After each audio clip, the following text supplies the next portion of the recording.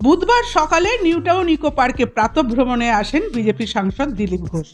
সাংবাদিকদের সামনে সন্দেশখালীতে শেখ শাহজাহানের বাড়িতে ইডির হানা, বীরভূমে মমতা অনুব্রতর গুরুত্ব সহ বেশ কিছু প্রশ্নের উত্তর দেন তিনি।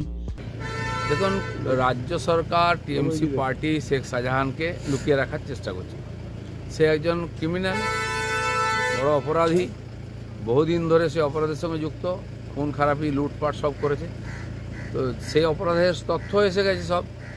এবার ইডি চাইছে তাকে পুরোপুরি ধরতে, সে যেন পুরো শক্তি লাগিয়েছে।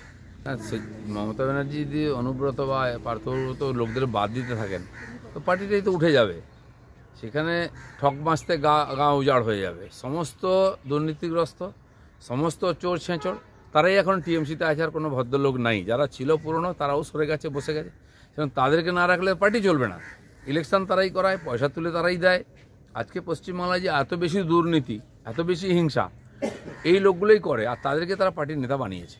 সে কোথায় যাবে আমি কি করে বলবো। ব্যুরো রিপোর্ট, সূত্রকার সংবাদ।